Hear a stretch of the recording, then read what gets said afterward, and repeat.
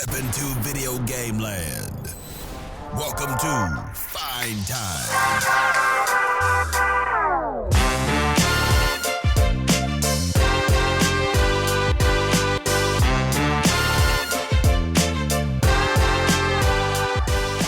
Hello, party people. It's your boy Dre. And we never say our episode numbers on the show, but I'm going to say it this one time. Steve, welcome to the video game known as Fine Time 64. Oh, yeah.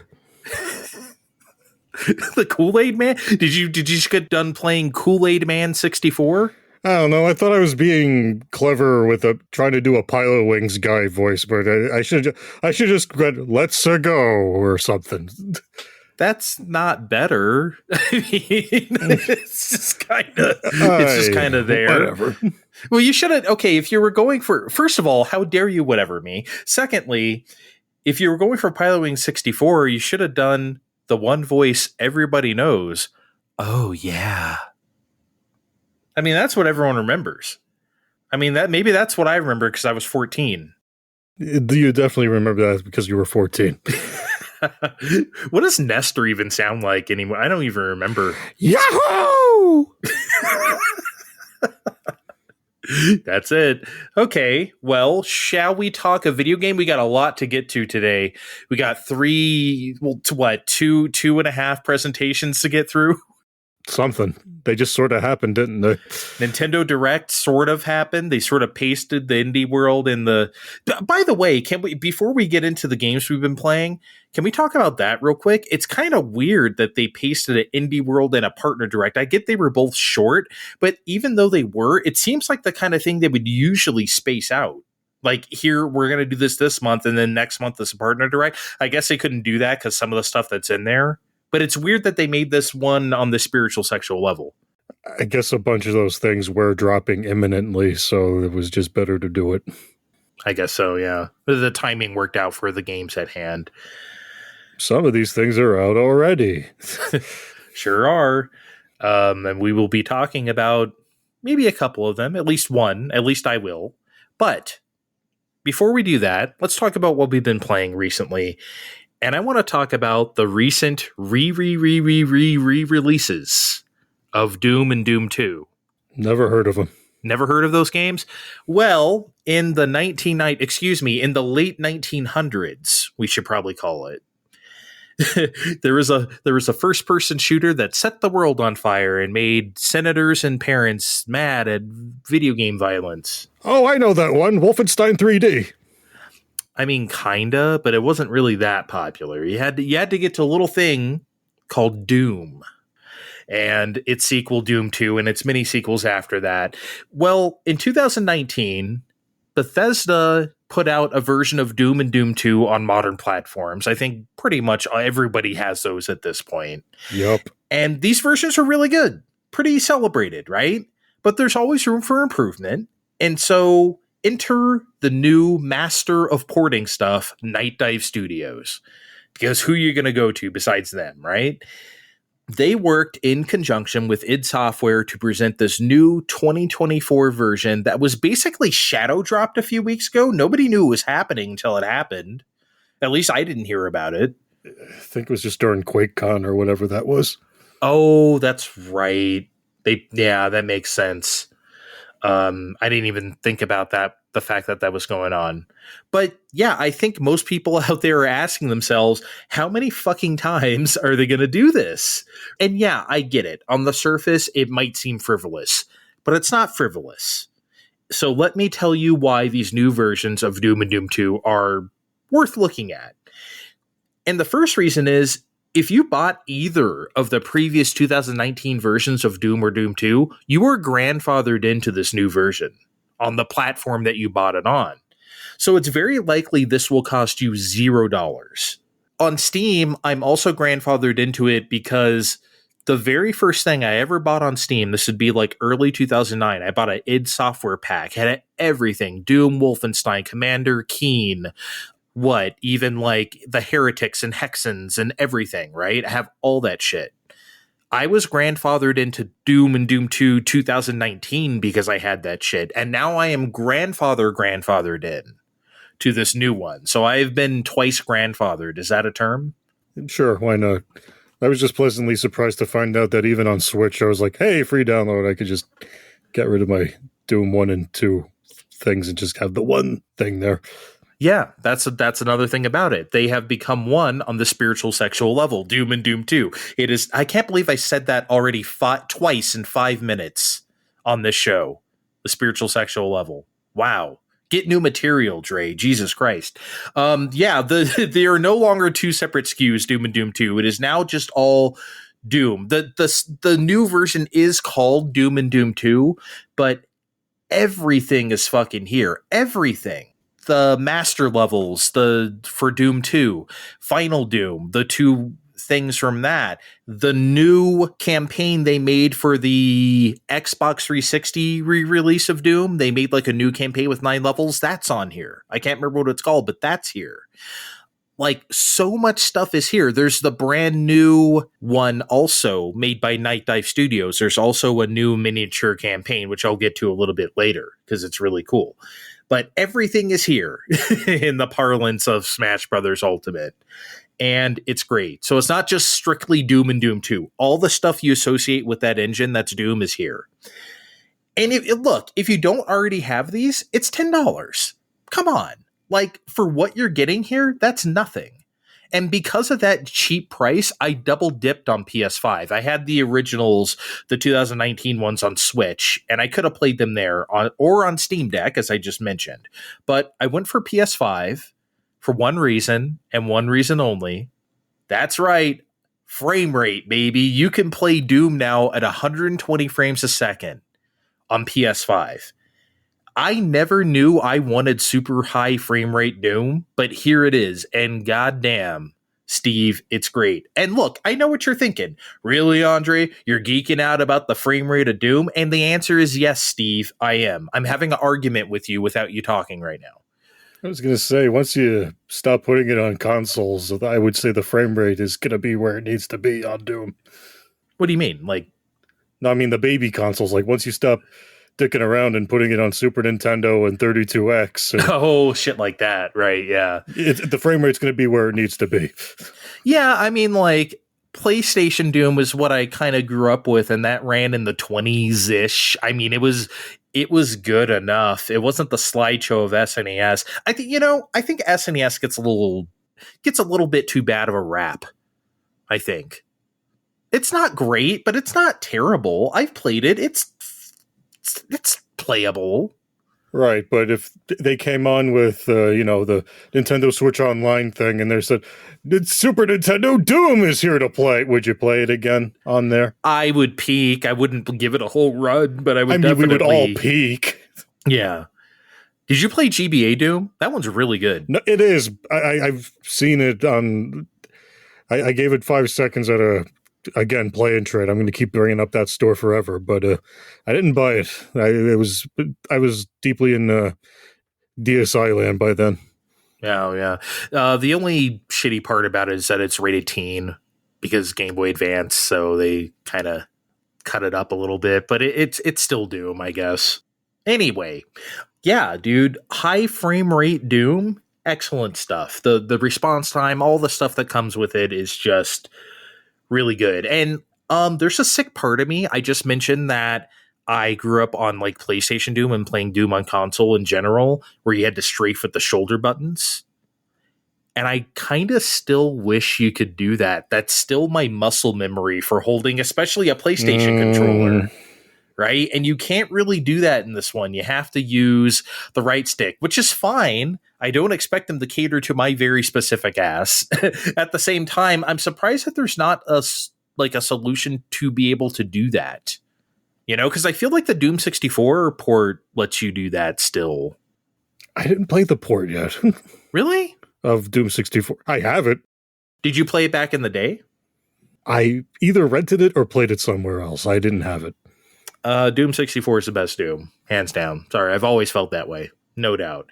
Anyway, the other major feature of this game is that you can download WADs, or in other words, fan created Doom level packs. For those who don't know, the file system in Doom, it's literally .wad, so everyone just calls it a WAD when you make a level pack.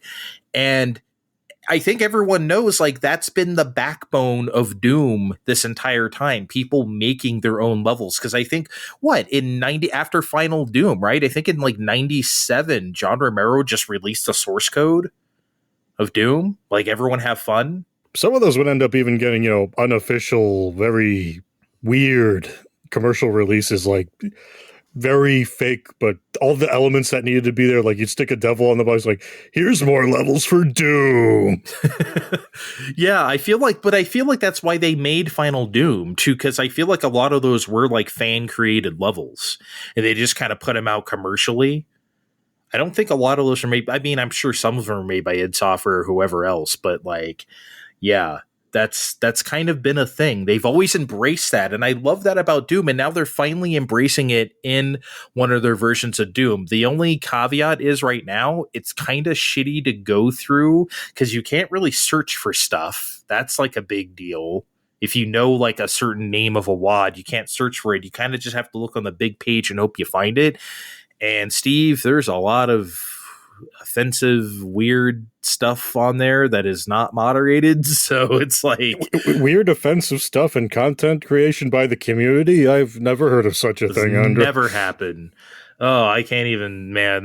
That's a lot of stuff on there right now. So once they get that shit together, though, I think it'll be fine. And I think I've downloaded a couple things. It works. So yeah, that's a really, really good feature to have in here. It's funny. Doom 2016 tried to do like the level creator thing, and it just never took. It's not in Doom Eternal. Like, they just kind of forgot about it because everyone else did, and rightfully so, I think. My point is of bringing that up is that Doom has always embraced the creator side of it, whether it's been official or unofficial, and I'm glad they're doing it officially here. Look, if it's not clear by now, I'm not going to really talk about the actual games here because honestly, what is there to say about Doom? What do you really want me to say? Doom was released in 1993 for MS-DOS. I feel like I already did that up front facetiously, but I have come away with a few thoughts here, though, of just replaying through all of Doom and most of Doom 2 so far.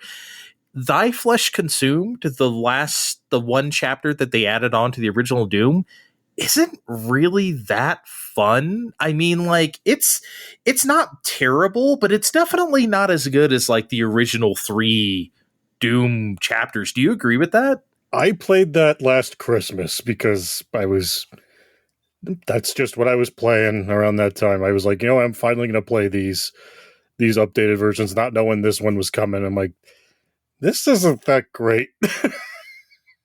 Yeah, it's weirdly not that good. It's not terrible. I didn't have a problem playing through it, but it's also like, I don't know, they tried to outthink the room too much. Oh, we can't do our standard Doom levels anymore. We need to do these and it's like, nah, you could have just made Doom. It's fine.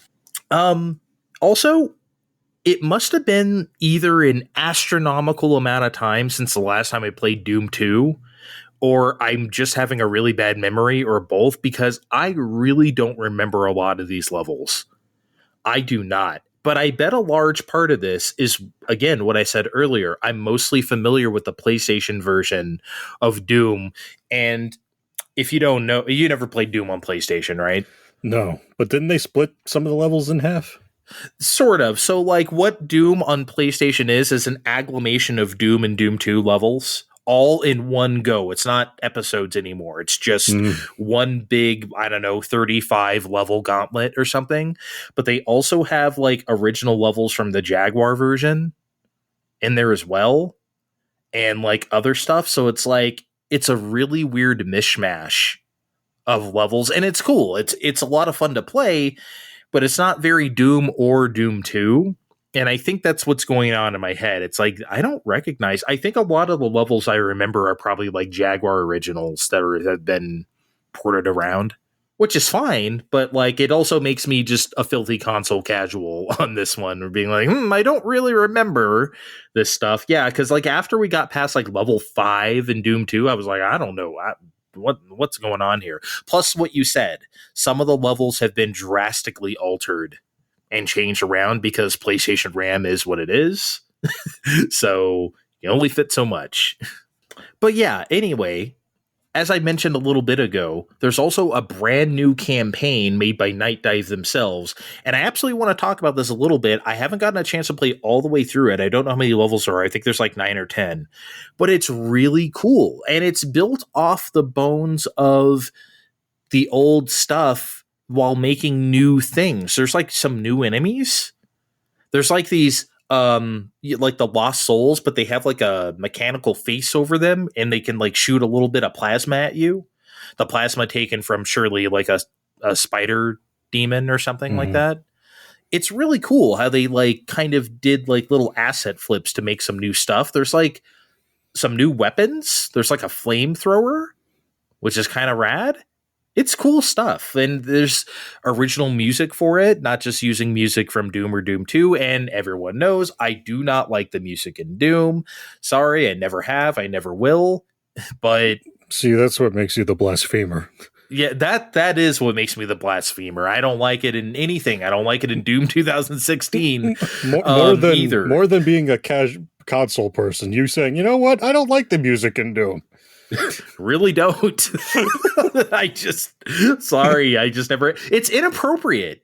It's jangly, and it sounds like Depeche Mode B-sides or something while I'm like doing this, like I'm in hell or on a Mars space station and shooting demons. It's like inappropriately jangly. I've always thought that. I get it. That's like what MS-DOS MIDI sounded like at the time, but whatever, man.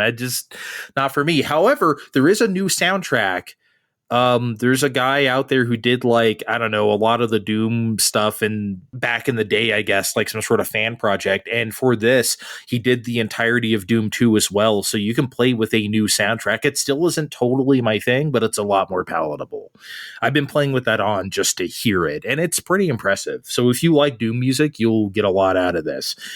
Finally, before I shut the fuck up, there's a lot of multiplayer stuff like deathmatch and co-op and stuff that I didn't get a chance to try because, quite frankly, this is not really an aspect of Doom that I ever really cared about, but there seems to be a lot of options for this stuff. So if you care about that aspect of Doom as well, that has largely been ignored on consoles, all that's here this time. And I'm pretty sure that stuff wasn't in the 2019 version. So, yeah, really good re-release. I didn't think I'd talk this much about Doom in the year of our Lord 2024, but here we are. Yeah, if you have had those previous versions from 2019, you can get this for free. Definitely try it if you are in the market for that kind of thing. Oh, I'm logging in when I finally have a few minutes, believe me. Fine time.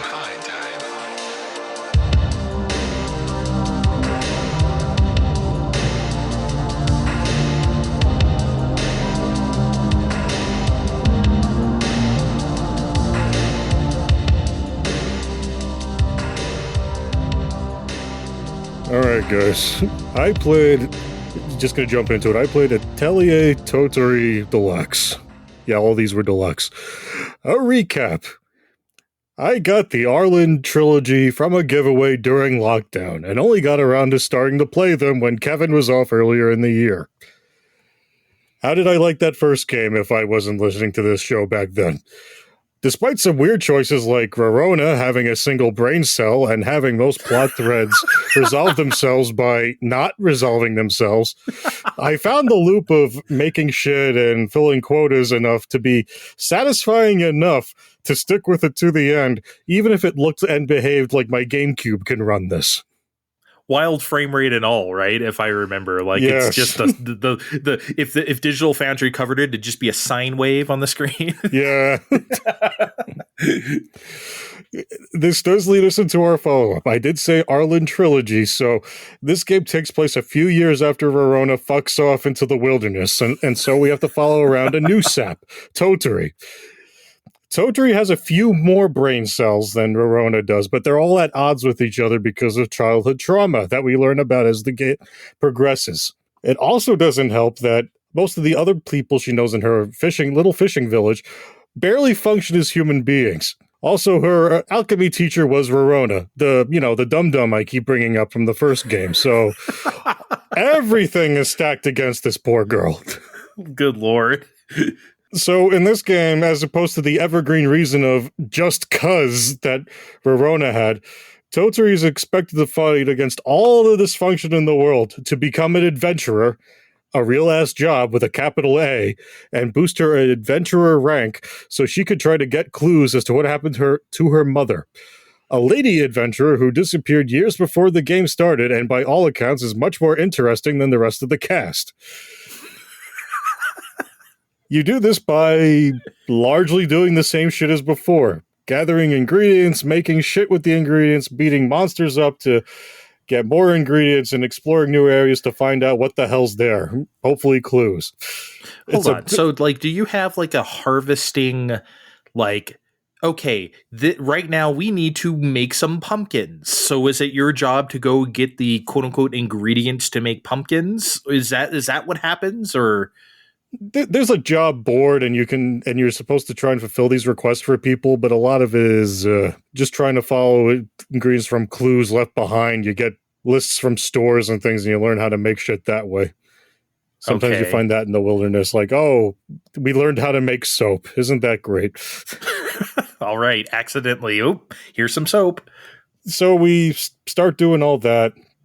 It's more streamlined, but we still have in-game days to manage, but all the landmarks are on one screen versus the first one where they ended up being multiple screens for the sake of it. It's kind of weird because harvesting ingredients and hunting stuff all knocks time off the calendar. Like, you see the time start knocking down, as does traveling from spot to spot. So there's that time management thing. It's very weird. Okay. So I guess it's just spoiler time for a game that came out forever ago on PS3 and Vita. I don't think anyone cares. Yeah, Vin's played this game. He's the one person that's going to care. How we doing out there? You've got 5 game years to find your mom. You'll be spending the first 3 of them keeping your license valid.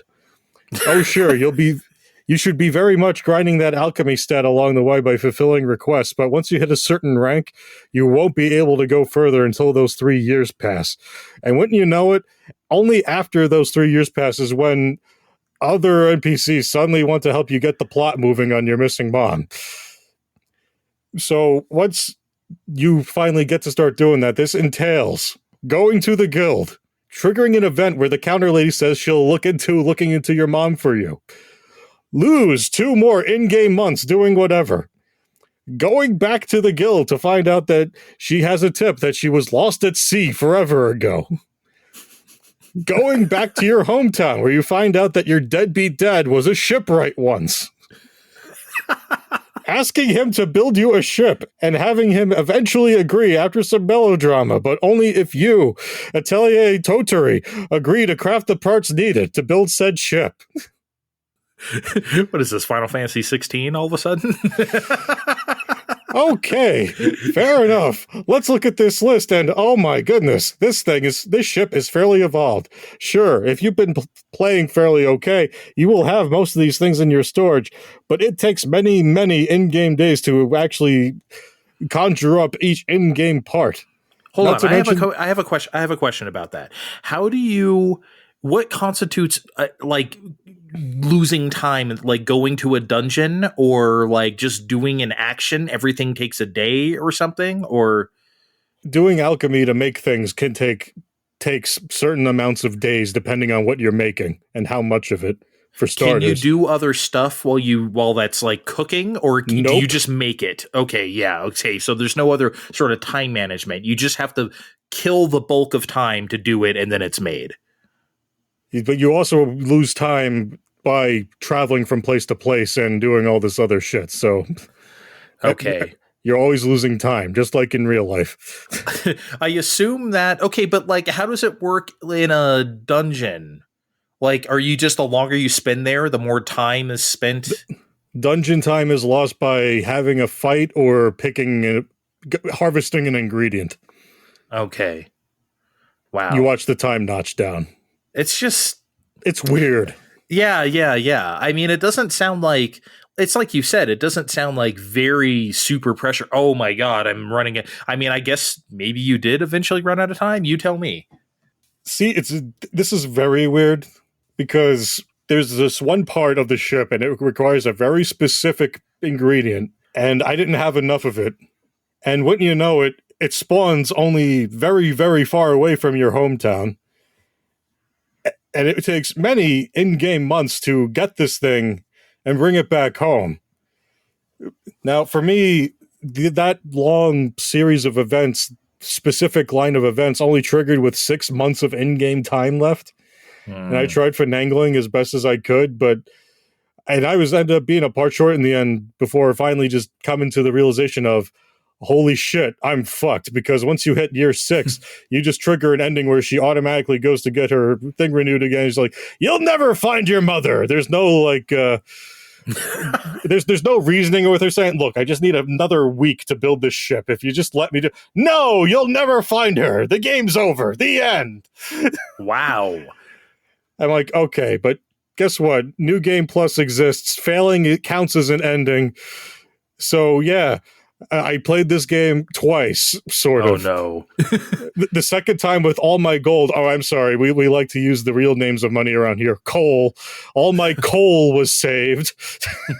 What, coal? Like C-O-A-L, coal? C-O-L-E, coal. Oh, okay. and equipment was saved. So I pretty much breezed through until that first deadline, and at which point I did consult a guide to make sure I triggered those points I went through earlier exactly. Oh boy. Even knowing the stuff I needed for the ship wasn't super helpful, because then I got the ship and you're still going out to sea and you got to do a boss fight. And that ended up being dominated by the knight I had carry me through the first game, and Rorona, who, yes, spoiler alert, at some point you fish her out of the water from the same lady from the first game. You just fish her out of the water. And yes, even though this is a thing that happens, it just barely registers in the shit that happens department of this game. How can... Man. What, she's just... You have to tell me more. She's just drowning? Or like, what? You just literally... You pop back into town after getting your license or whatever, and your dad's fishing or whatever, and she just pops out of the water like, I almost drowned. I'm hungry. I'm like, oh my God. Wow. So she didn't gain any more brain cells in between? No, but she's a fairly helpful party member in that her basic attacks are area of effect. So, you know, that's very helpful by default. So we'll have a lot. She's also very easy to kill. So it's a lot of, oh no, I'm done, when her HP hits 0 all the time. I mean, not gonna lie, I'm kind of intrigued now. Not that I'm gonna play this, but I'm kind of familiar from Vin playing them, of course, that the time thing can really, I don't think they want you to really succeed on the first time. I don't even think you're necessarily supposed to. I think they want you to New Game Plus it, because I remember, I don't know if it was this game or another one, probably something around this time, where Vin said he did whatever he needed to do, and then he just slept for 2 years to like beat the game, which is just, you know. Like I just said, playing New Game Plus really reveals how little there is going on in this particular variant. It's like, oh, with all my stuff handy, I can just crush everything until I have to actually do shit now. And then you find out what happened to your mom, and I guess there's a real ending where you can save your mom, but I'm not doing that. I have the real. I got the ending where Totori's better at alchemy than Rorona is, and that's good enough. The end. Yeah, I don't. I mean, I'm sure there's a lot of variants here, but it's like, nah, I don't. I'm good. I mean, you're better than me. I probably would have been good after I couldn't get that shit. I'd be like, you know what? I've had enough Totoriing in my life. It was fine, but 2011 was a time. Yeah. Well, that's what we've been playing. We will get to Gamescom. We will get to Nintendo after... What do you say, Steve? You know what I'm thinking? You thinking what I'm thinking? Is it a big show? Is it a important shower time? Are you not even going to sound excited? No. You know what? Never mind. I don't want to do it. Turn off the sexy music. Play something else. Forget it. We'll be right back. Fine time.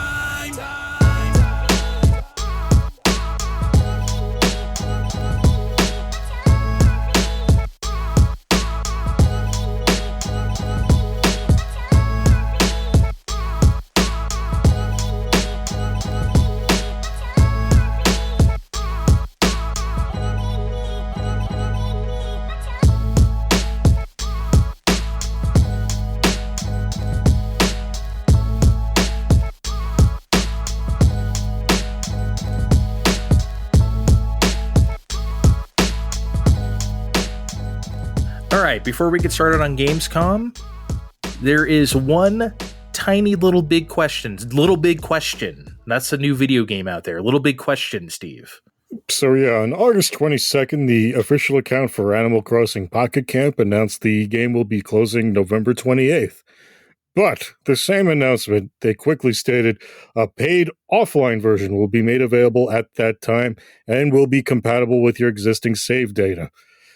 Details for all of that's going to be outlined in October sometime, while an FAQ does note that Leaf tickets to premium currency won't be carried over, so everyone that wants to use them should use them now.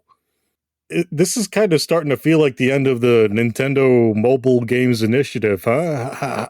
How much longer for Fire Emblem, or other things in this case? Yeah, first of all, pour one out for Pocket Camp. It wasn't even good, in my opinion. How long did you play this? I played it for a good 5 days before I'm like, I really don't feel like having this or that doodad for so-and-so can come over is really in the spirit of Animal Crossing. So I'm not playing this. But it lasted another 7 years. Oh, I kept logging in when it was time for Platinum Coins time. When I really wanted some doodads sent to my house. It was a good way to get them. Yeah, you could get some doodads sent to your house that way. Nah, I'm not sad to see it go, obviously, but as for what it means for other Nintendo mobile stuff, if we can assume that all of this mobile stuff in the first place was part of that initiative a decade ago, where it's like all the shareholders are like, oh, mobile is the future, we need mobile games, blah, blah, blah, right? If we think that's over, then yeah, all of this is over. But personally, I don't see Fire Emblem or Super Mario Run going anywhere, like ever. Why would they? Like, do you? I don't see. I mean, I know you play Fire Emblem, but I feel like Fire Emblem's been trying to end the story I've been over this with the Poke Pals. Like, they've resolved the story that they started with in the first place. They fought the God of Time last year. This year we're doing shit with the Idrisiel and the branches of the world or whatever. Like, they are running out of shit. Like, someone wants to end this thing already, but we can't because that is the one that's making all the money because of the waifus. Yeah, and the husbandos too, even though they don't have nipples, right? Still no nipples on the husbandos. Has Ike been shirtless yet since the last time I asked? Still no shirtless Ike since you last asked me this, no. Cannot believe that's still on the table for them. Yeah. Anyway, it is cool that they are letting people play an offline, quote unquote, offline version of Pocket Camp, because most games don't even give you that much. Because we say that shit all the time, right? Like, oh, why don't they just let people play this? It's not connected or something. And it's like, yeah, it doesn't make any money, but it's goodwill to fans. And I think Nintendo understands that, how much Animal Crossing towns mean to people. Now, this is not that in that traditional sense, but I feel like they're trying to respect and preserve that. So I do think that's cool, even though I think the game is pretty trash. Yeah, it was fine. I mean, you didn't have the Guido penguins paint your van? I don't think... Oh, yeah, I've done that. I've definitely done that, and they were definitely Guido penguins. I wonder what they were in Japanese to make them localize them that way. I wonder what that was, or unless just someone at the treehouse felt a little spry that day, and it's like, you know what, they should talk like this. And good call on them. But yeah, okay, time for Gamescom.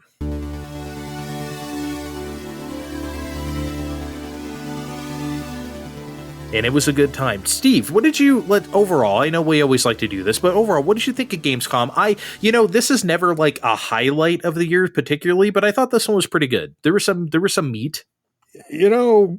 I feel like we usually look at Gamescom and go, didn't we know about all this shit already? Kinda. But this year it was like, oh, you're actually showing us a few things and some more substantial updates about other things. And just by that unit of measure, I think Gamescom was pretty good this year.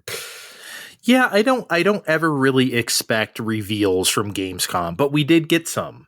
But before the show, they had a pre-show, and in that pre-show, Capcom aired the Terry Bogard gameplay trailer for Street Fighter 6. What did you think? Because I thought that shit was excellent. If I had no idea who Terry Bogard was, I'd just say he's this new guy they made up based on the way they used to make fighting games. I mean that in the best way possible. He just looks like he belongs in Street Fighter, as opposed to when Akuma showed up in Tekken, however long ago that was. Where he and Geese, right? They were just Akuma and Geese, like exactly. They didn't look like they belong there at all. Terry looks like he belongs in Street Fighter, and I gotta give extra points for including the Garou outfit. Hair physics, too. Did you catch the hair? The hair's wild. I can't believe the hair. It's unbelievable. the animation, that's what's so cool about Street Fighter 6 is that the animations are just so top-notch. They are so cool. And seeing Terry animated this way, his face still looks a little fucked up, but honestly, like, I don't know. Everyone's face is a little weird in Street Fighter 6. Nobody looks exactly how they did before. So I remember that first reveal of just showing him was like, ugh, his face. Now it makes more sense that he's like fighting Ken. It looks more in universe. Well, he has to be fighting Ken. Well, yeah, that's his counterpart. Jesus Christ. It's Kyo and Ryu, and it's Terry and Ken. We all know that. Come on. We know who the boyfriend pairings are. Speaking of boyfriend pairings, have the guys from the opening of the Street Fighter 2 arcade sequence been wailing on each other this whole time, or did they sneak that in this trailer? Yeah, that's so weird how they stuck the two creative characters that look like that. Yeah, and just had them punch. Yeah, they haven't aged. They aged pretty good, huh? For what, being over, 30, 35 years ago, almost? 30, 35? I mean, they look better than Hobo Ken, for sure. Oh, just wait till you get this game. Ken's story is I need wild. to buy this. I know. You gotta do it, man. It's so good. Anyway, the stage, too, the Pow Pow Cafe, looked fucking incredible. All the character cameos, just like on, any given, like, KOF stage, Joe Higashi was in the background. Poison was on stage. I don't know if you got Poison. I missed Poison. Yeah, she was there. But yeah, I'm sure there was more if I look hard enough. Unless you're playing on a shitty system like PS4, in which you probably won't see any of that. Have you seen comparisons to the PS4 version of Street Fighter 6? It's embarrassing. Dhalsim's stage doesn't even have elephants. What is this, the 3DS version of Street Fighter 4? No, I'm just kidding. I've never played that. It looked okay for what it is, but I'm sure, like, if I looked at it now, I'd be like, ugh. It was pretty damn good in 2011. I know I'm asking the wrong person for this, but was it 60? If you didn't turn on the 3D, yes. Oh, well then, 2D-60 for me. That's the new 4K 60, 2D-60. All right, let's get into the show proper. And they started with a bang. They revealed Borderlands 4, which is like, fine, cool, sure, right? I'm here for it. I love Borderlands. It's just weird timing after, like, the worst movie of the year. Oh, that wasn't weird timing. They timed that where it was on purpose. This was teaser trailer as fuck. This wasn't. They didn't have any gameplay of this. This was very much no, guys. Ignore the movie. We have a video game coming. We swear. Well, I mean, yeah, you could. I mean, it could be that cynical as well. It's like, okay, let's tease it now. However, it is coming out next year. And considering how long games take to make nowadays, they've been working on this probably since Borderlands 3 came out in 2019. So, yeah, I think this was the time to start building hype for it, regardless of the movie, which was supposed to come out 2 years ago anyway. Remember in our previously creative endeavor, Gearbox had like a E3 little thing, and they were showing the filming of that, and it's like Kevin Hart and whatever. Yeah, I remember that. That was a long time ago now, so it was supposed to come out ages ago. Anyway, they showed Goat Simulator Remastered, but Steve, why? Why are we remastering Goat Simulator? It was a cute little trailer, though, with all the video gamey things, I guess. But yeah, but it was a cute trailer with all that other stuff. But I think the appeal of the actual game, I have yet to actually play one. Maybe I should soon. Is that generally they really haven't tried that hard to look that good. It's more about interacting with the stuff. At least I think that's supposed to be what the appeal has been this whole time. It's a playground where you do silly shit. And honestly, I don't think this version, in its attempt to look good, really looks all that good either. Like when I want to go back, when I finally get around to playing Goat Simulator that everyone else already played forever ago, I think I'll just stick to the original where it doesn't look like they fed it through the AI up-resing machine. Well, the graphics weren't even good at the time. That was kind of the point, is that it did look like shit. So, I don't know. I feel like if you try to make, I don't know, maybe they're putting just in UE5 and having some, I don't know. I don't know what you could really do to remaster Goat Simulator. It's already masterful. So they had a trailer for Persona 3 Reload. They're getting DLC featuring Joker. And I'd really like to just say we never saw it coming and then have Andre get angry and play music out for the next segment. But I really have to point out that Sega and Atlus are in a really weird spot where Persona 5's popularity put them in a really weird place where everyone's just going to keep asking about where Joker is in each game. So I don't know. I guess they're playing the game too. Like, fine, you want Joker? You pay for him, damn it.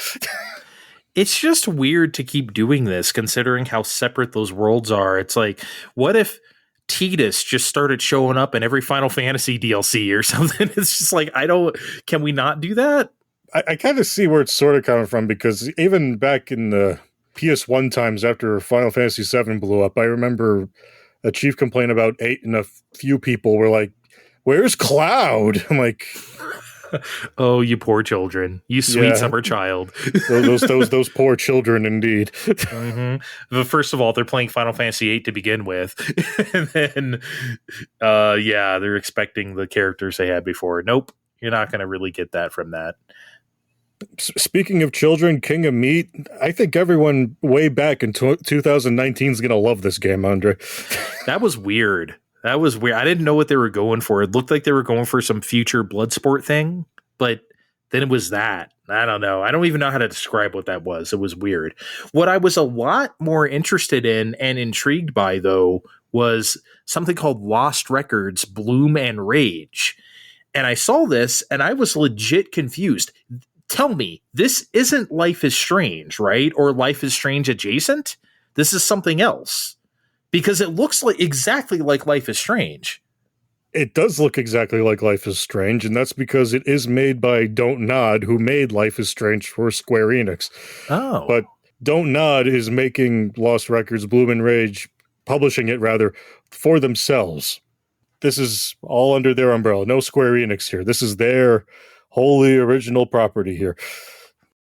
So are they like, this isn't a situation where they don't do Life is Strange anymore and Square Enix has the IP and they're just making not Life is Strange. They're also making Life is Strange. They're just making this too? For the time being, we've been over that news story a while ago where Square Enix is like, there's going to be some changes around here, but we really don't know what all that's going to entail for now. In the meantime, Bloom and Rage is going to be published by Don't Nod. And I'm assuming Life is Strange will hopefully come back to these people eventually. Well, there's that one coming out soon, right? With the Polaroids, like Double Exposure or something like that. Oh, yeah. Yeah, right? So I assume that's also made by them. I assume they're still doing that. I think that's still them, yes. They also showed a new trailer for Infinity Nikki, which we saw at Summer Games Fest originally, which I remember because it looked insane. And this also looked insane. This might be one of those nutty trailers I have seen, Steve. Yeah, I'm still not in the biggest rush to buy this, but again, this is the second trailer we've seen, and they're both off the walls insane. I just hope it finds its way to its intended audiences. I mean, it's certainly going to find its way to the PlayStation 5 when it hits Royale with cheese, but, that might take a while. It's never coming. I don't know. Is it really going to come to that? Or Infinity Nikki's going to be on a... I don't know. I feel like everything comes to there eventually. I have time. Are you trying to say you would play it if it came on there? I'm not saying that. Oh my God. No, you're gonna ironclad this to the people. Are you going to play Infinity Nikki if it comes on PlayStation Plus Royale with cheese? Yes or no? If the Infinity Nikki game comes to the PlayStation Royale with cheese service, Steve, the Fine Time Podcast East host, will play the game. Yes. Okay. I want commitment. I will play it too, because you nailed it. This game looks completely bonkers. What is even happening? I still don't understand. Is it a photo shoot game? Is it just like a life simulator, quote unquote simulator? Like what is this? I don't know. It's almost like an open world through a fever dream, but and she's changing clothes every 5 minutes. I don't. Yeah, outfits and clothes seem to be a big part of this. It seemed like there was some light dungeoning. I don't know. So they showed this new game called Reanimal, which proudly stated that it was from the makers of Little Nightmares and Little Nightmares 2. And you could tell because, goddamn, it looked exactly like what a Little Nightmares 3 would be. Like, you could totally tell. And I've never even played Little Nightmares. But then, not too much further into the show, they show an actual Little Nightmares 3. So what the hell is going on here? Can you explain to me, Steve? I might be able to help. Please do. The folks who made Little Nightmares, Tarsier Studios, were bought out by a firm who were subsequently bought out by Embracer a few years ago. Womp womp. It's been kind of a mess with this whole whatever with all that, but as I understand it, Bandai Namco still has a stake in publishing Little Nightmares, which would make Reanimal a wholly THQ Nordic branded project. So we're looking at what we were just talking about with Life is Strange and the not Life is Strange. They're splitting the difference across their two masters here. That's so interesting.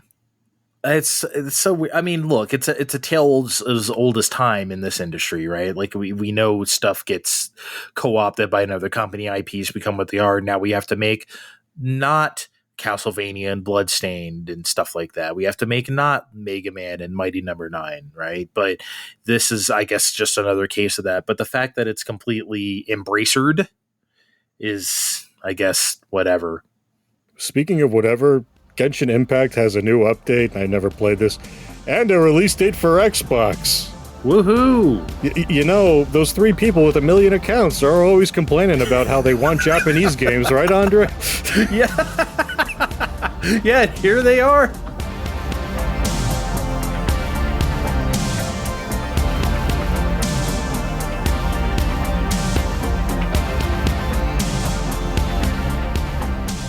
They showed a new City of the Wolves trailer, Fatal Fury City of the Wolves trailer, for Mai Shiranui. She's in Fatal Fury again.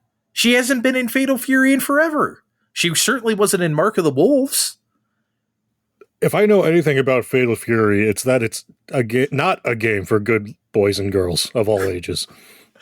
I genuinely think Sakurai saying that is the thing that is most known about Mai Shiranui now. It has to be. Because the millions of eyes were on that. Well, the kids didn't even know who Terry Bogard was, so they have no hope, right? That was the reason why. But yeah, like, again, it's not a no shit move. This is because Fatal Fury, this is really exciting because she hasn't been there for so long. And I didn't expect her to be in this, but here she is. Love the new outfit, the little zip up biker thing.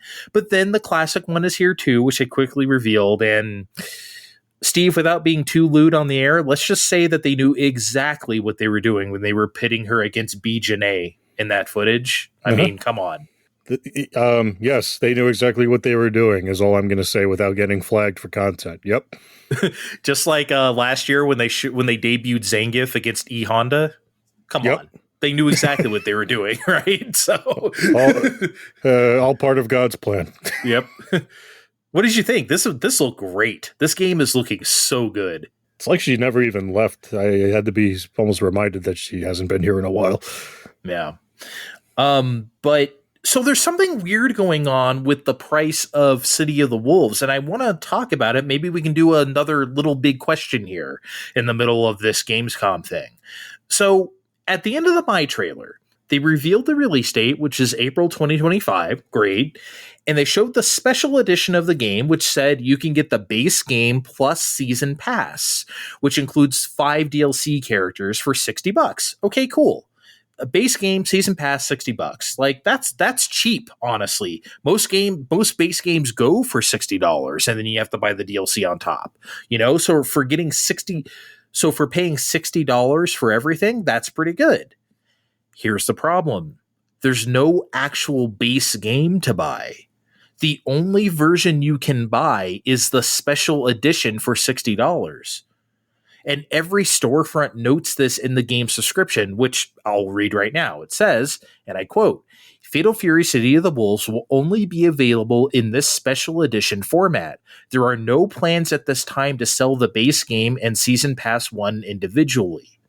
End quote. Steve, what?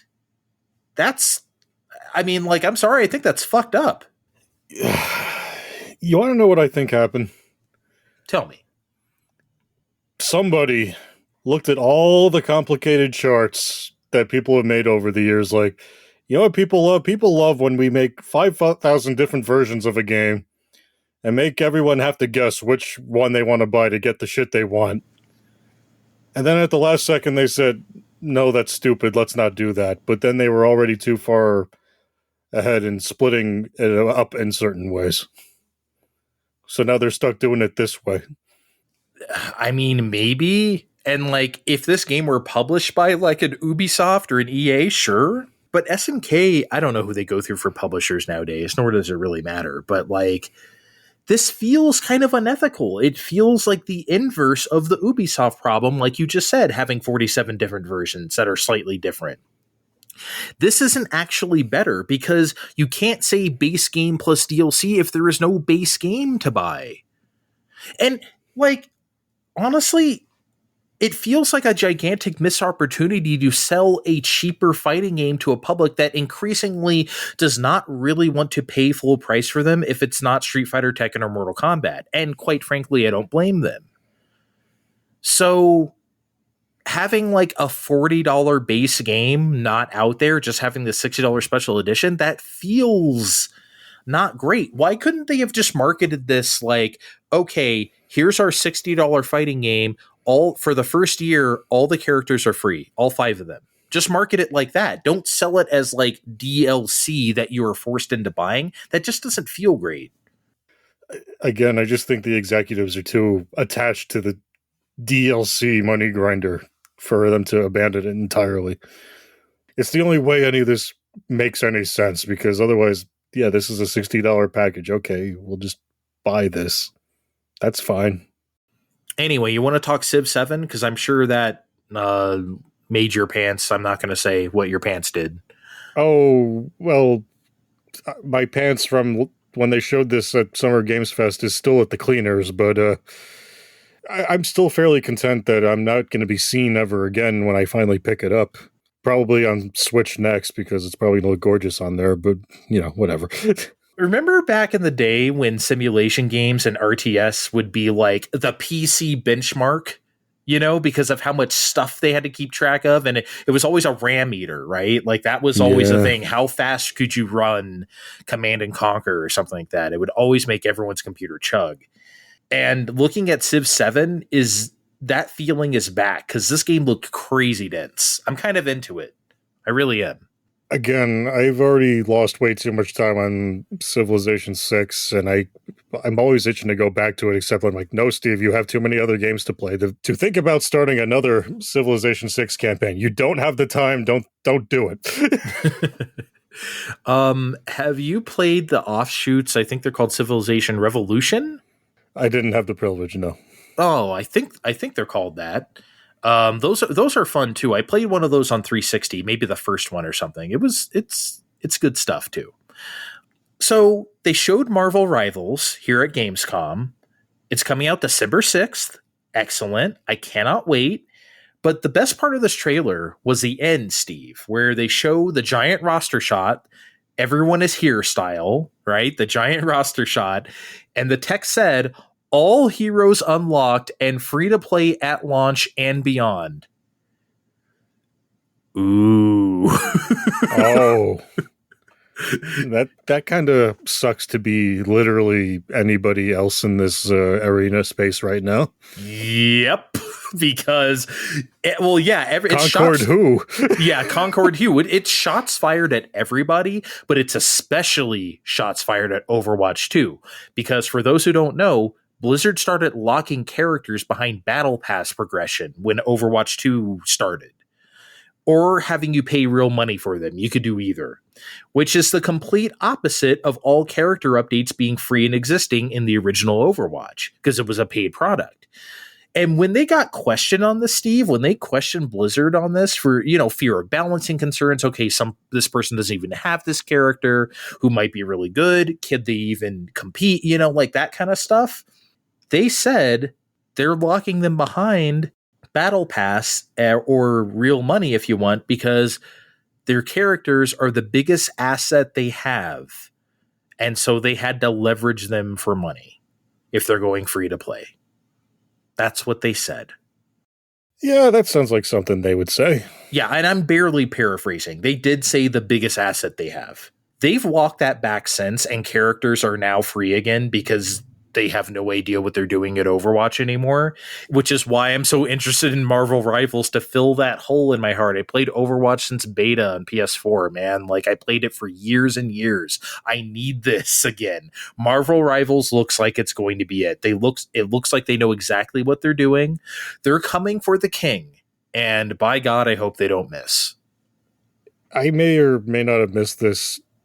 Do they have a pass system of their own that they've shown off yet for this?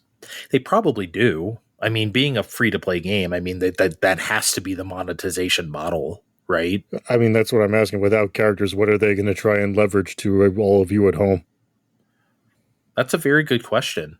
I actually don't know. It's different outfits of Spider-Man. But yeah, I guess we'll see when it comes out what kind of monetization it has. Hopefully it's not too scummy. All right, Steve. They showed something called Masters of Albion, made by one Peter Molyneux, and he got on the stage at Gamescom and was talking to Jeff Keighley right there. There he was. Steve, I legitimately cannot believe he was on stage there. He had the balls. That is wild as hell. Please take the floor from me. Say whatever you need to say about this. Andre, who the hell let him out of the house? Who asked him to be on stage?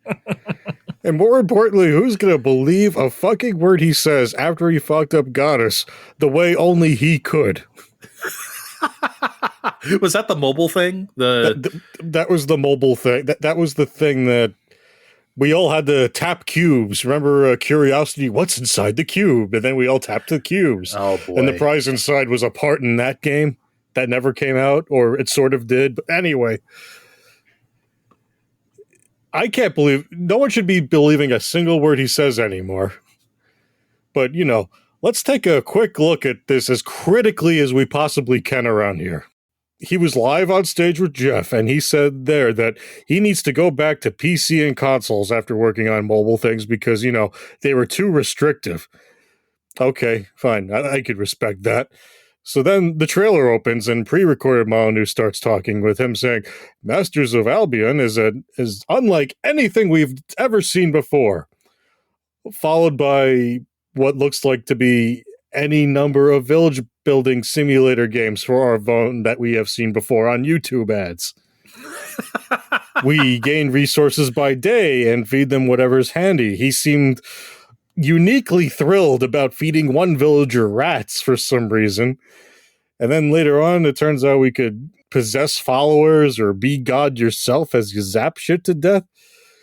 Andre, if I could believe what I'm seeing on screen, this is the most mobile-looking effort I've seen in a while, at a time when people have stepped up their effort in that space tremendously.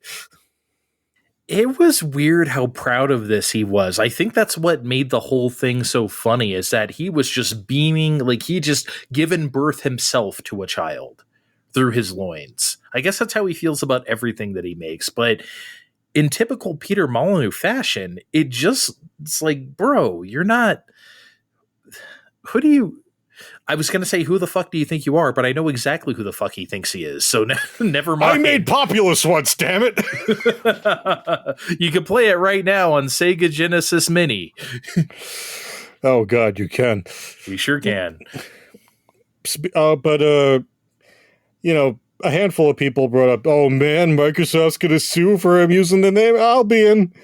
And guys, I love a good popcorn retrieval GIF as good as anybody, but there's a very less funny reality to all this, because a second of Googling reveals that Albion is just a alternate name for Great Britain, and all kinds of names of things use it for branding, like food and clothes, like kind of like how we'll label things US or American here, like on things, like has the names of companies of things here. Right. But really, I wouldn't worry about any of that, because to be real, there's no way this game is coming out. We're not seeing this game ever again. So you're making this vaporwave. You're calling this vaporware right now? It's not coming out. Do you think Peter Molyneux likes vaporwave? I don't think he can spell vaporwave. Oh my God, that's rude. I'm sure he's heard of it. Maybe his kids are into it. Maybe I'm into it. I'm definitely into it, if you've heard this show. They showed Animal Crossing like called Floatopia, but like, Steve, no Animal Crossing like actually succeeds at being an Animal Crossing light. They're never really that good, which kind of brings me to the question of like, why aren't they any good? Like, Disney Dreamlight Valley seems like it should be good, or that Sanrio one seems like, and they're just like not. Like, why can't anyone actually do this? I feel like Disney wedged themselves in just by basis of being Disney. Otherwise, they wouldn't keep making these DLC passes. They wouldn't.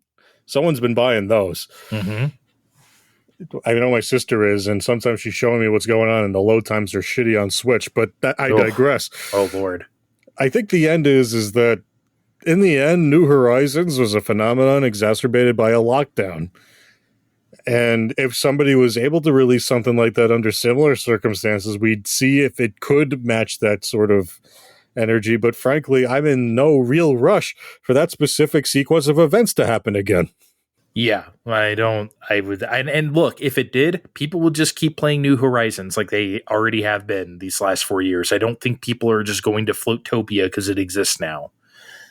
People will go, quote unquote, back to New Horizons, one of the best selling video games of all time. So, yeah.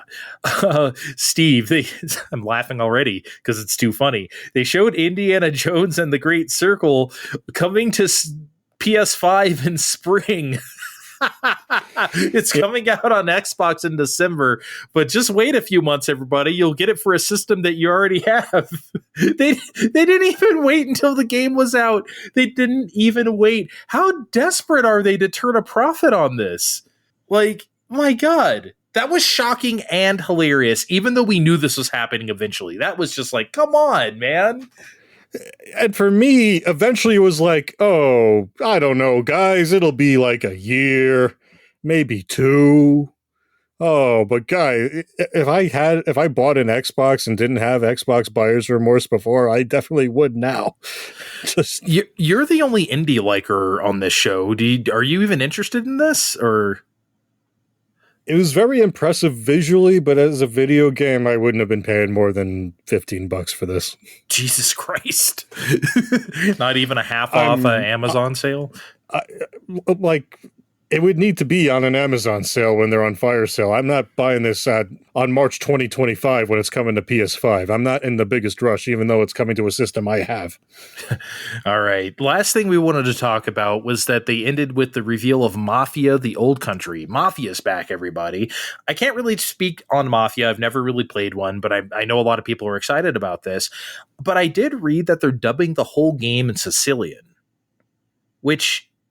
I don't know, Steve, is that something people want? Because I'm not sure that I would. I feel like American mobster movies are the template for this kind of thing. And I think that's the kind of depiction I would want. Like, would you play it that way in Sicilian?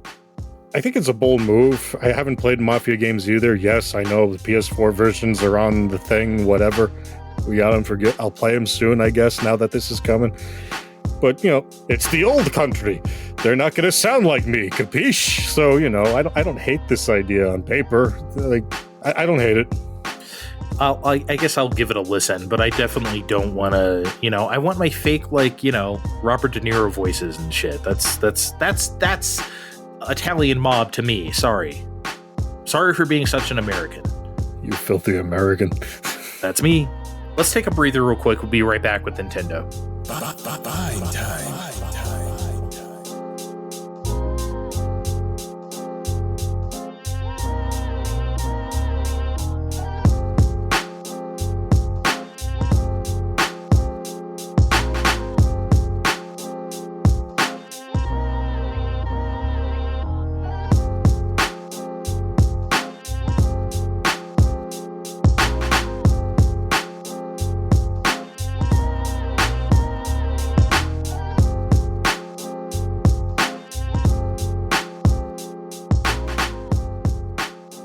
All right, we're back. We're cool. Let's talk Nintendo. They had a combination Indie World and Partner Showcase. Combo platter. I like that behind the scenes here. That's what Steve wrote in the notes. Combo platter. I like it. That is what it is. They aired this back to back. I mean, what would you call it?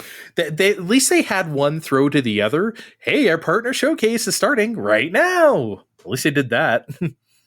Yeah, that would have sucked if we had to open a whole other video. No. I didn't think they were going to make us do that. I just thought, they would just be one presentation and the other just coldly, not transition. But they did transition.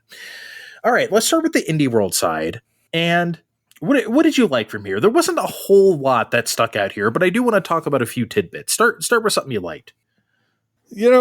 There's this oddity called Moth Qubit. You're like a moth and you're starting a job in an office and you got to deal with bullshit. I have a very hate relationship with my job at the moment, like more than usual.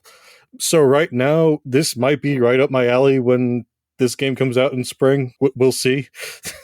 It looked okay. It didn't look bad. Didn't really do much for me, though. What did kind of do something for me is Coffee Talk Tokyo, which didn't look half bad and looked kind of fun, but surely this isn't the same devs as that one text adventure we all played a couple years ago. The bartender one, we mixed some drinks and then we chitty chat. It almost looked exactly like that. For those listening at home, the game they played was Valhalla, and no, it's not from those people, but it is in that vein, so says everybody. I do have the first one in my archive somewhere to play, and I still need to get around to it, but it's very much in that vein. Lots of people like these. I need to get started. It seems exactly like something both of us would like, honestly. You interested in the Sea of Stars DLC? I'm not really going to go back, but you seem to want to. Well, for one, they're taking it away from us on Royale with Cheese in the next week or so, we'll have to actually buy the game to play it.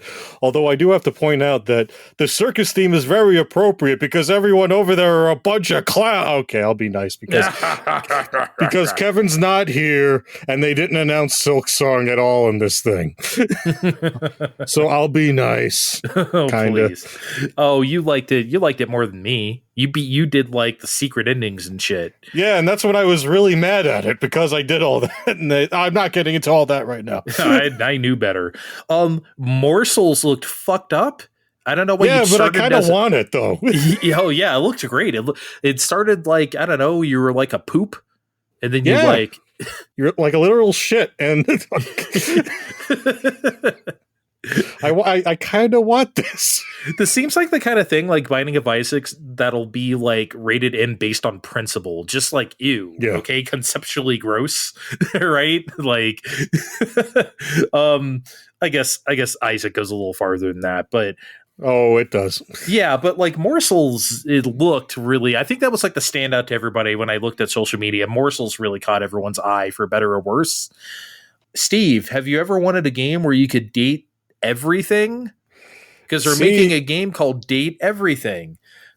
See, I like this idea because a while ago, when I did my Day of the Devs rant on this show, I brought up another game called Building Relationships, which felt like the less cynical version of this idea that I kind of like a bit more. Also, Building Relationships has fishing in the game. I don't know. We'll see. I'll probably end up playing both of these games eventually. It didn't give me, if it had combat, I might have said it had boyfriend dungeon vibes, but it doesn't really seem like it has that.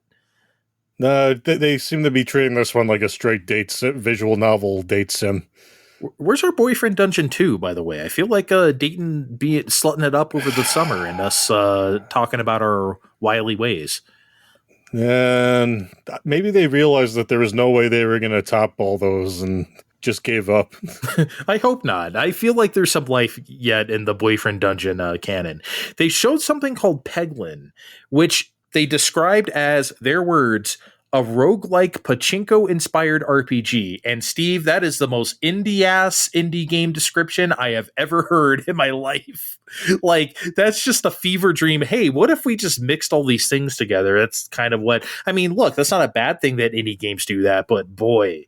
This sure is that. And I'm intrigued. It looks cool. I was also intrigued. I was so intrigued that I found out that it's free to start on my cell phone telephone, and I did. And it's pretty cool. And when I get a few more Google pretend bucks, I'm going to buy it there. I don't know if I want to play. I mean, like, that might be a cool tablet game, I guess. But I feel like I want to get this on a system. I don't know, kick back in bed and play. I guess I can do that with the tablet too, but I don't know. I would like to have this on a system. Steve, I felt like there was one more thing they ended with, the indie showcase. Was there one more?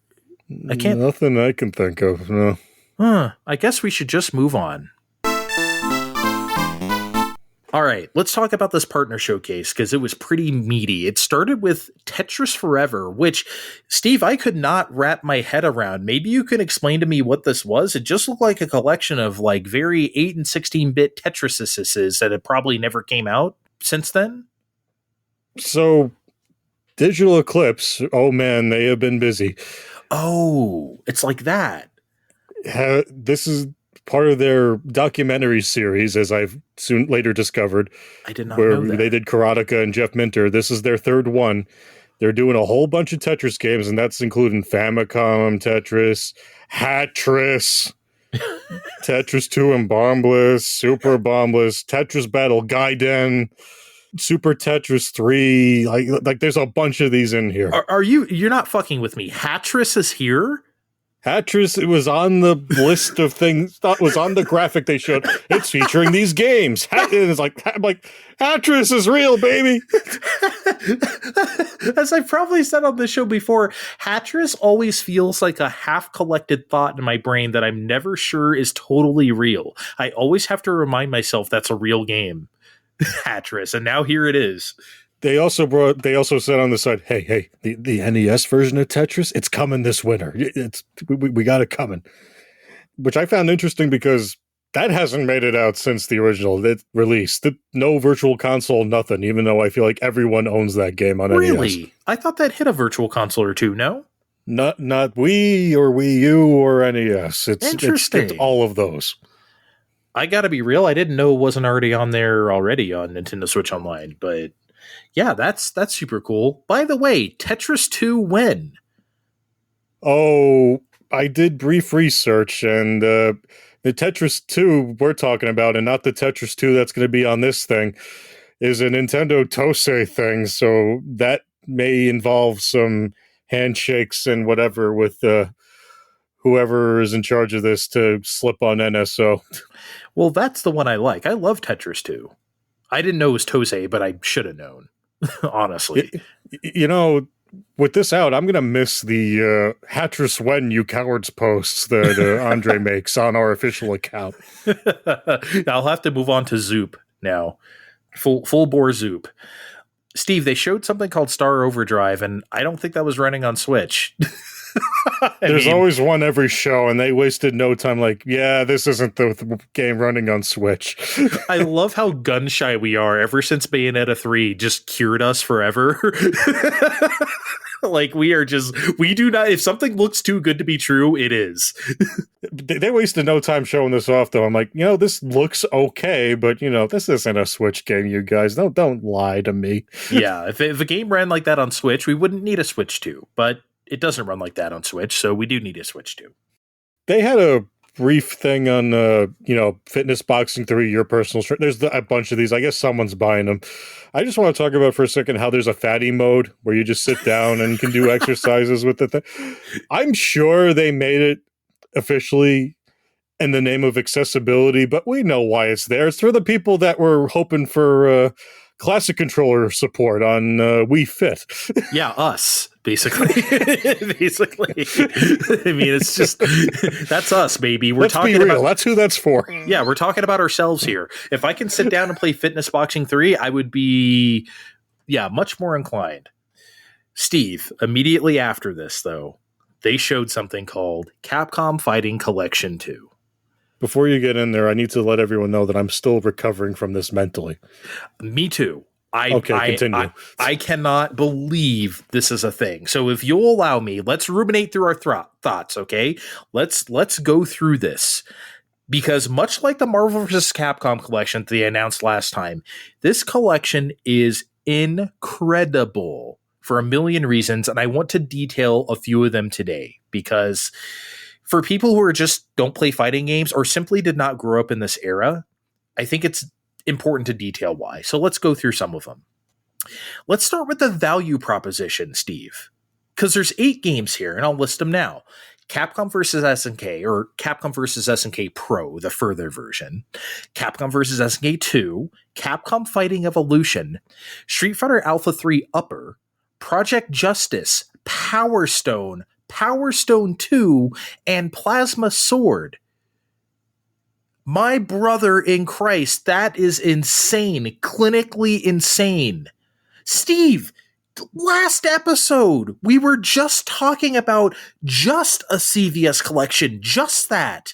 That's all we wanted. And we would have paid $40 for those 2 games. We are the people that paid $20 just for SVC Chaos. And it's not even that good. It's interesting, but it's not even that good. And we would have paid $40 just for the Power Stones, or at least I would have. I probably would have too. But they're all here together in one package. How is this even possible?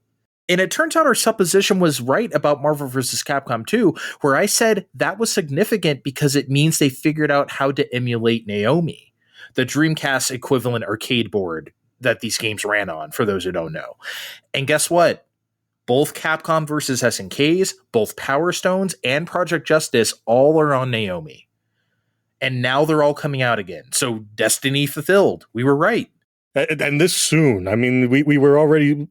We were speculating about this when they showed off Terry and Mai for Street Fighter 6. Like, we were just sitting around going, man, wouldn't it be good if they, gave us what we actually wanted, and now we're here getting more than we can ever hope to get. Plasma Sword. If anyone ever spoke the sentence, hey, I think Capcom should re-release Plasma Sword. It'd be like, not even on my radar. Yeah. Jesus, man. Just incredible stuff. So Street Fighter Alpha 3 has appeared on like other Capcom collections, right? But not this one. This is Street Fighter Alpha 3 Upper, the version that's on here. This one has extra characters and stuff, much like the console versions did, right? And they like reported that back to the arcade sometime in like, I think early 2001 in Japan, and only Japan. And as I'm sure most people know, in Japan, Street Fighter Alpha is known as Street Fighter Zero, which means that this game is called Street Fighter 03 Upper in Japan, which means that they had to do some work to make the Street Fighter Alpha 3 Upper here. They're like doing some work on the back end here. Now, it's not that much. You're playing musical chairs with the character names, right? Like usual. And you're making the title screen say something different. And you already have the clips of the announcer, Street Fighter Alpha 3. Like we already have all that stuff, right? It's not like a gargantuan effort, but it is an effort. They could have just thrown Street Fighter 03 upper on here and we would have said whatever. But they didn't do that. I love that they're taking the extra mile here, going the extra mile, rather. I keep saying it, but we really are eating good for old hats looking for re-releases of all these old games, especially ones that we may have never even touched before. We are in a blessed time. We are in such a blessed, Jesus Christ. Well, they're going to also remind us of a less blessed time because the full trailer, not the one in this direct, but the full trailer that you could look at on Capcom's channel says 8 beloved games at the beginning. More like 7 beloved games featuring Capcom Fighting Evolution because that game sucks. Like straight up. Capcom Fighting Evolution is just trash. Have you ever played this? I haven't, but I'm going to be a wise old man and say don't let perfect be the enemy of Andre. We're fucking getting Capcom vs. SNKs and a fuck ton of other things in the same package. I know. It's just unbelievable they saw it fit to include this. The game that killed Capcom fighting games for like 5 years until Street Fighter 4 came out. Sometimes we just need to be reminded. I don't think we do. That's why Street Fighter 1 is in the Street Fighter set. Okay, but that's actually amusing. That game is funny. I'm not going to do the... We're pretty good. Oh, yeah. Oh, that would be a good segment. That'd be a good segment. We play something from a video game, like I play a clip from the soundboard, and then you try to do it the best you can. That'd be good. The workshop. Yeah. That's why I'm saying it out loud. I'm going to keep this in the episode just so everyone will hold us accountable if we forget to do that. So, yeah, no, I'm not saying. Look, it doesn't ruin it for me. It's just funny that it literally said 8 beloved games, and it's like, nah, dog. I don't think so. They gotta say it. What are they going to put down? 7 beloved games and Capcom Fighting Evolution? Yeah, that's not going to fit well in the ad copy. Yeah, remember the Konami arcade collection thing that came out some years ago? And it was like, it says arcade collection, but it's really 7 shmups featuring Haunted Castle. I was just talking about that with Vin yesterday we'll get there. Yeah, we'll get there in a sec. But yeah, naturally when compilations like this come about, there's always some omissions that come to mind. And there's a few for me in particular, Steve, which are, in this case, Rival Schools, Star Gladiator, and Techromancer. And look, I understand they can't include everything. I am not looking to give horse in the mouth. This is incredible that this collection even exists. They could charge $100 for this collection and they're undercharging us straight up. Okay. So I'm not complaining. It's just weird that the sequels are here. Project Justice is the sequel to Rival Schools. Plasma Sword is the sequel to Star Gladiator. But not the originals. Did you think that was strange to not have the marquee name Rival Schools, but go Project Justice? Yeah, after the shock settled in, I did find that to be a little strange, but I think you kind of nailed it already. More collections are going to be in the future, and that's okay. Can't give away the whole store. Well, that's just it. Do you want to hear my big brain idea for the next one? Here's what I'm thinking they're going to do. They're going to do the PS1 era. They're going to have Rival Schools, Star Gladiator, but it's going to be anchored by the Street Fighter EX series. What do you think? I think that's plausible in the next year. I'm not confident on when they announce this stuff anymore. I wasn't expecting this as soon as we got it anyway. The only hard part about Street Fighter EX, though, is that Arika owns those characters that aren't Capcom ones, I think. Because I'm sure they'd play ball. I'm sure they play ball too, because all those characters are in Fighting EX layer and shit like that. They just Skullomania, Crackerjack, all of them are D-Dark, I think, Doctrine Dark. All those are in Fighting EX layer. So I think they have the rights to those. But yeah, I think why wouldn't Arika play ball? Come on. They're not allergic to money. I've seen what they make. Yeah, they better not be. Anyway, Man. Oh, also at the end of this, after they showed us that, after they blew our mind, I almost didn't catch that they showed the release date for Marvel vs. Capcom Collection, which is September 12th, I think. Next month, regardless, whatever date it is. It is soon. My God, man. Just, oof, great stuff. So anyway, sorry for talking so long. Talk about something else you liked on here. Oh, I don't know about liked, but I would be remiss if I didn't bring up that Atelier Yumiya was here, the Alchemist of Memories in the Envisioned Land, and I played 2 of these on this show now, and I talked about one on this episode, and it'd be kind of weird if I didn't bring it up. It's just kind of weird looking at an Atelier protagonist that looks like she knows what she's doing from the jump. That's all I got. Am I going to play this? Maybe. We'll see. It didn't even look like Atelier. It looked really different. I was actually kind of intrigued by this. There were a few telltale signs because there are certain things that have a style, no matter how you dress it up. But this isn't the airhead Ditzes I know. Yeah, I feel like that they're out of that archetype. They need to move on from that. Hopefully, because that's always been kind of a turnoff as a characterization. If they can make it something a little more grounded and maybe, I know this is really stupid to say about Atelier, but a little more cerebral, I could probably get into its gameplay. Steve, one of the best shadow drops maybe ever. Next, in Castlevania Dominus Collection, the 3DS games plus Haunted Castle.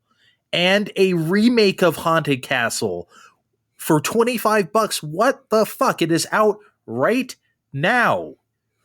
Steve, Jesus Christ. I mean, look, we all knew this was coming after Advanced Collection, but like this? Andre, this is fucking spectacular because, for one, I still need to play Order of Ecclesia. That's like one of my blank spots. Wow, did not know that. Okay. Yeah. 2, I love how M2 found all the workarounds they needed to for the touchscreen things, so Kevin can shut up about, having to draw a seal. I think you can make it a QuickTime event now, right? You just press... There were options you can do if you're not playing with things that have those kinds of things. Right. I'm playing on Steam Deck here, so I could probably just touch the screen and do it. I'm sure they would let me. And Andre, they fucking fixed Haunted Castle, just because... The Advanced Collection has the Super Nintendo fake Rondo of Blood. This one has, fixed Haunted Castle. How dare you, okay? How dare you speak that way about Dracula X? Dracula X, okay, sorry. Yeah, the name slipped for a second. Yeah, they did more than fix Haunted Castle, Steve. They remade Haunted Castle M2. What the fuck? What are you even on? Why are you the way you are? And please never stop being that way. And I wouldn't be doing my due diligence on the show if I didn't play it at least a little bit before I got on the air here. And I did play it. And let me tell you, it's cool. You know what it is, Steve? It's Haunted Castle Rebirth. It's exactly like their Rebirth trilogy on WiiWare. That's exactly the kind of production value is here. It almost, the way the whip even looks exactly like Castlevania The Adventure Rebirth. It's uncanny. They probably took it exactly from that. Man, I've been holding off because, money, but soon. Yeah, you gotta try it. It's not, okay, look, it's not spectacular, right? It's very low budget. It's just a cool little remake, It's in general, just thing. Yeah, no, well, I understand. I'm just saying that, like, oh wow, a Haunted Castle. Don't get your expectations too high. It's just a nice graphical facelift, and it's not a 1-to-1 remake either. It's not the exact same game, and which is great. I mean, it better not be. Yeah. Look, by the way, the version of Haunted Castle that they included on here, they included the least fucked up one. Which is good. M2 knew what was up. They included like one of the Japanese ones. You can't play any of ours because they're impossible. That was the mistake I made when playing the Shmup Collection featuring Haunted Castle. Yeah, no, you need to turn it to Japanese. There's no point in playing ours. It's ridiculous. Have you ever seen the Haunted Castle flyer Arcade Yes. Fire. Yeah, it's great. I posted the Blue Sky last night because I love that thing. Anyway, great stuff. I can't wait to dig into those games again. Yes, me and Trey will do another podcast about those next year for sure. I'm promising now.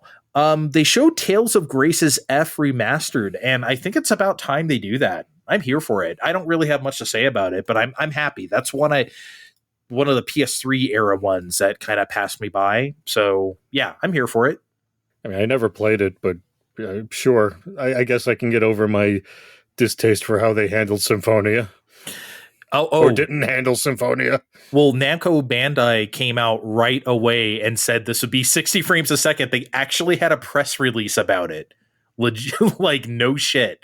So they know what's up. They knew what they did. Yep. I found this to be fairly interesting. Not that I've ever actually played any of these, but they showed off the My Sims Cozy Bundle. It's going to be, a remaster, really, of My Sims plus My Sims Kingdom. The children love this thing, at least the ones out by me. Like, I feel like that was at everybody's house with children and a Wii until they stopped making them. I guess EA wants to see if they can capitalize on the life sim craze. You know, the one that we established was mostly Animal Crossing New Horizons earlier. But at $40, I don't know, they might actually move a few copies. They're not coming out and saying, this is worth $60. Is it literally called My Sims Cozy Bundle? I think the package is called that, yes. Wow. I mean, look, whatever. Yeah, I've never played these in the Wii era. I hate to say it, too old for these. I don't mean to sound like that guy, but, you know, I was damn near in my mid to late 20s, so I'm not really interested in My Sims. But yeah, for anyone who wants that, that's great.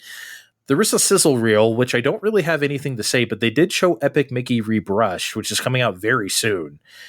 And I don't really have anything to say about it except one thing. Guys, if you have any other system, anything at all, love yourself and get Epic Mickey Rebrushed on something other than Switch. Love yourself, please. That's all I got to say. Okay. I've been doing I keep saying research because everyone's been real cagey about this. I've been just trying to find out this whole time. Will the Switch version support pointer controls so I can have my paint and thinner, pew, pew, pew, like that? Because that, for me, would make any kind of graphical downgrade worth it if I could play it like I did on Wii. There's no way. And it took a lot of digging around to finally find the article that says, oh no, all the versions are going to play like on a basic ass controller. So it's going to be PS5 version for me. What a wasted opportunity all this was when I finally get to this. There's no way in the world you would look at a game that looks like that so you could have pointer controls. Please tell me that is not true. I know you didn't play the game back in the day, but it was almost magical that way. Look at it, brah. Like, what? Like, I'm sorry. Okay, I'm telling you, I got screwed on an HD Epic Mickey thing before. Okay, I'm not even going to get into it. They ended with Yakuza Kiwami, which is weird. I'm not sure why they're making a very late Switch port of this. Maybe they're just testing the waters. Do people want Like a Dragon on Switch now? I'm sure people have been asking for that anyway, but to start with the very first one, I guess that's like a remake of the first one. I guess that's a good way to go. Much like My Sims, Sega's got this one price to move at $20. It's not like they're going to put this at $60 and then come out 2 months later and say, well, no one bought Yakuza Kiwami on Switch. I wonder why. It seems like they're actually giving it a fair chance on here. I feel like a lot of people should have been trying that a lot sooner with different things that they can quickly port or whatever. I feel like Switch should have been doing that the whole time. I don't know why. Anyway, I don't know. I might. We'll see. I don't see why you would do that when you could just play it on PS5 for like 2 cents and just like, or even on like. Well, right now it's on it's still $20 on PS5, but I guess it is on sale all the time. It's often on Royale with Cheese. Sometimes it goes off, but there are a lot of times on there too. One day I'm finally going to start playing Yakuza, Andre. I didn't. Well, okay. I've played Yakuza 0, but I haven't dove that far into Yakuza Kiwami. If you ever want to take that plunge with me, or you want to make your own personal journey, that's fine too. But, I'm putting you on the spot right now in the air. If you want to have a Yakuza journey with me, I'll take it with you. We'll see. Wow, that's a no. That's a no, everybody. It's not a no. It's I don't have the game yet. And no, that's a no. Everyone knows at home. Everyone's heard that before. We'll see. Maybe next time. Right? I know how this goes. That's fine. I'll get over it. You know, I need to end the show now. I need to drown my sorrows in something. Okay? Why don't we just get out of here? Thanks for listening, guys. We love doing these shows. We love going through these presentations together. Hopefully you enjoy our peanut gallerying. We will be back in a couple weeks per usual. Check the description of this podcast to find our links on social media, and we'll see you next time. Bye. We'll see you next time on